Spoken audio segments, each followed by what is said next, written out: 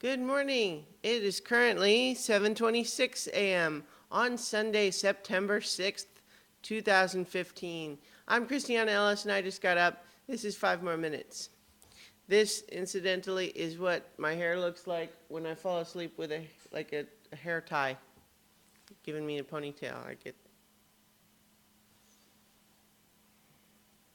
think in the 80s this would have been a perfectly acceptable day-to-day hairstyle. Okay. I'm still actually very tired.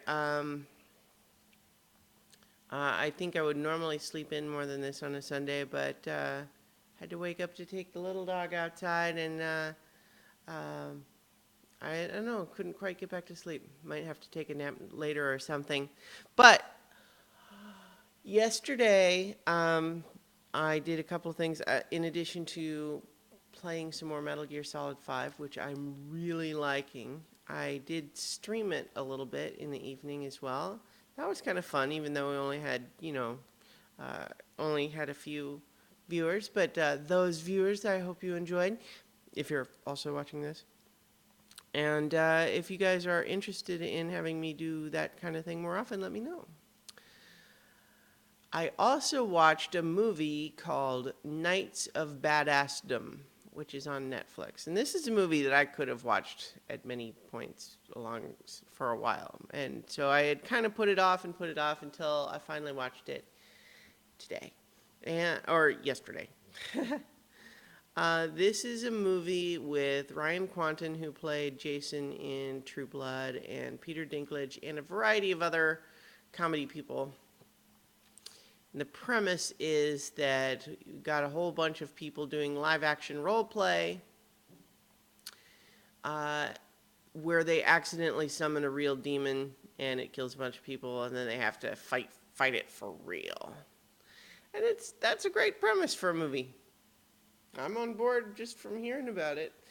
But why then did it take me so long to watch it? Well, because this movie got kind of a reputation. First of all, it was in post-production hell for a long time, where supposedly it was finished, or was it? And it was just on the shelf and didn't get released for a long time, and no one was really clear why. And then it came out, and some people indicated that the reason why might be that it wasn't so good.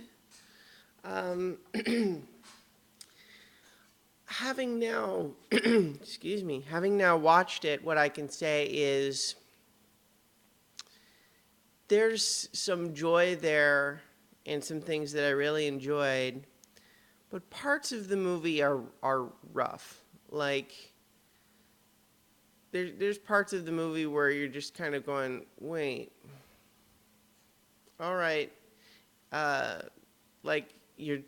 there's parts where you feel like you're just getting through to the next story beat before something more interesting will happen.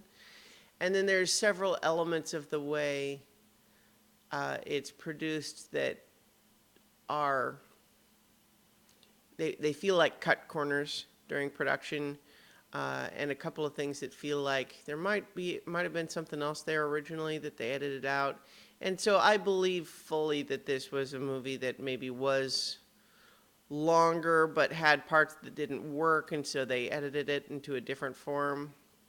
And in the end, I liked it, but it's not one that I'm going to go out. I would say basically, if you are someone who, like me, had heard of it and was interested, but then hesitated to see it because you weren't sure if it was going to actually be good, I'd say go ahead and see it. I'm not going to bother recommending it to anybody else. Not that it was terrible, but just because I don't know. I think the things that I like most about it, are not necessarily easily transferable to mainstream audiences. For one, I felt almost like they should have just made a straight up LARP movie. Although, I don't know, in some ways the idea that you're LARPing and then the monsters are real is almost part of what you would want in a LARP movie. I mean, that's kind of what makes a LARP movie fun. But at the same time, I just mean the amount of care and attention that they put into depicting this LARP community is great because it sort of simultaneously pokes fun at the nerdiness of it, but also like with love and all and genuine affection, and also the idea that it's like it seems like fun. There's elements of it that are kind of silly, like I don't remember the actor's name, but the guy who's playing the game master is just way into it, and but he's also the one that has to enforce the rules. It's kind of like, you're supposed to be unconscious, so you can't throw your axe to this guy, and he shouldn't be able to use the axe anyway because he's a noob, and so he has to not, those hits that he just used with the axe don't count, and he has to sit down. So he's the guy that has to do all that stuff, but then he's also just way into it, and I liked it. It's uneven. But anyway, that's my review of Knights of Badassdom, which is available on Netflix streaming. Blah, blah, blah, blah, blah, blah. All right.